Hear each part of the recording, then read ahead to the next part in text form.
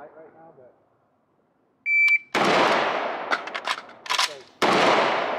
Damn, 2-7. that was flying.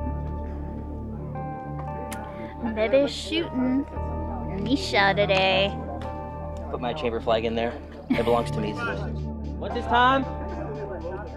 What's his time? 1:45.62. All right, I got your number.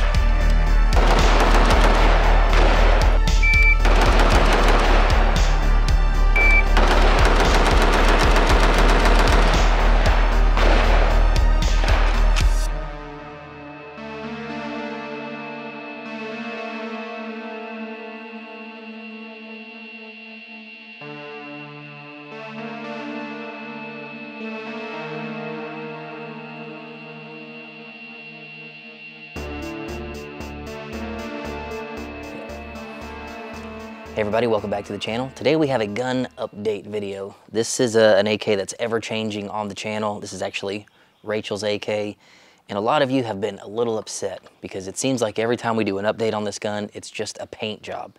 This gun's really gone unchanged for several years at this point, but it's had 2 or 3 different paint jobs. Like, the paint jobs totally changed the whole look of the gun. However, we've done maybe not a major upgrade, but it has had some upgrades that really brought this thing up to speed, and pretty excited about it. I've been shooting this thing more than her lately, if that tells you anything. Shisha.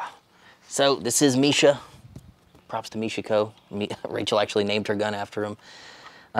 This is the gun, man. So you probably remember from old videos that this gun recently had a new black paint job, red accents, had just a factory wooden lower handguard, factory triangle folder, factory gas setup, running factory mags with a little primary arms red dot. So it's had a ton of changes. So over the years, I have personally felt that even with a really good muzzle brake, this gun felt like it just had a lot of recoil. It was really jumpy, really snappy, and we never really could tame it.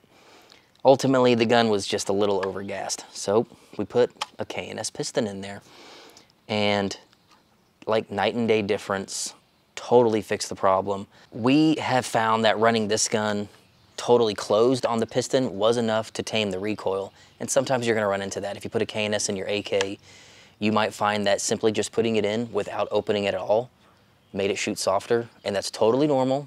Does seem to bypass a little gas, even fully closed. So right now, this thing fully closed is awesome. It noticeably changed the way that it shoots, like night and day difference. And we're not even gonna suppress this thing, and I'm the first one to tell you that you probably don't need to mess with a K&S piston if you're not going to suppress your AK. However, this gun with Rachel shooting it, you know, she's like 100 pounds. It really was pushing her around. Even for a 5.56 AK, it's a very light AK, so there's no weight to soak up recoil. So the gas turned down, fixed the problem. And of course the brake does certainly help with muzzle climb, but felt recoil coming back into the shoulder, we really have seemed to fix that. We're trying a new red dot. This was actually just sent to Rachel from Primary Arms. This is the new SLX MD25. This guy right here. This is apparently a brand new red dot at the time that you're seeing this video, and it comes in a couple different ways. It comes with just a clean dot with a very wide open field of view, or you can buy virtually the exact same body, optic body, and it will have the ACSS reticle on the inside. So they sent both. Right now she just has the standard dot. She's not really going to do any long distance precision shooting with this thing right now, so the regular dot is awesome. And the field of view on this thing is, I would liken it to like a Trijicon MRO. You know, which is why this thing's kind of big and chunky. It does give you a bigger field of view than like an aim point style micro dot. It probably gives you about twice as much of a field of view. Anyway, we got it zeroed, and at least while I have been shooting it, I've greatly appreciated having like more open space around my red dot. And it's pretty freaking cool. Definitely heavier. We had the an older primary arms micro dot on this. It bolts up the same way. We're using the same KOP, which has Aimpoint T1 bolt patterns. This bolts up to any Aimpoint T1 mount that you have. So it was literally, we just swapped mounts with the same KOP portion here. And that's really cool that they didn't reinvent the wheel on bolt patterns.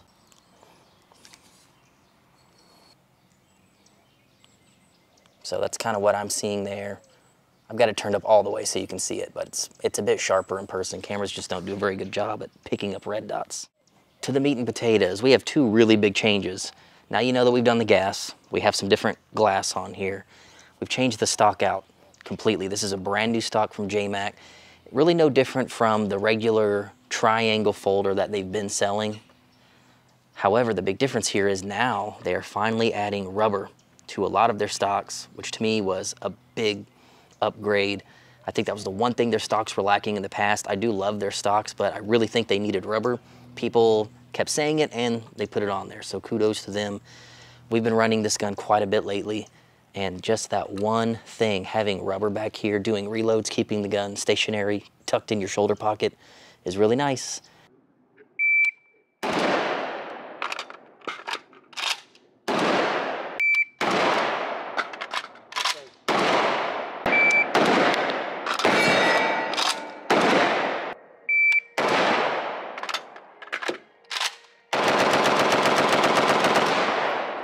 She had a factory triangle folder on here that would just slip right out, where you'd have to go full, like, you know, shoulder tuck.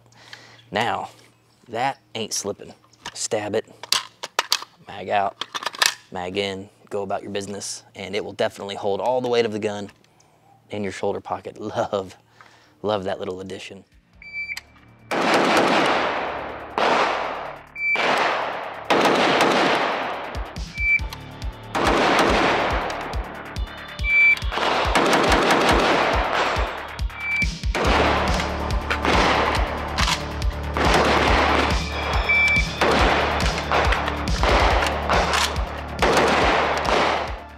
Still folds, well, you're gonna ask.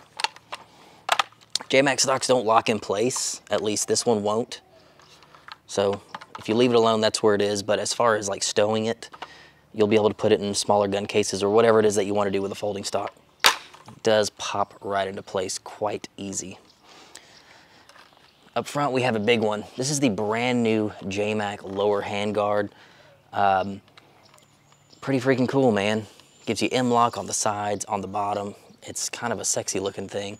Clamps onto the barrel. Extremely easy to install. Mine fell out like perfectly center, as you can see there. I've usually not been a fan of like basically the aluminum extrusion tubes that we're putting on AKs. Like SLR Rifle Works doesn't really do it for me, although there's nothing wrong with them. Aesthetically, I've never really been that into them. I like what RS Regulate does. I really like the Zenitco stuff because it just has a different kind of look to it.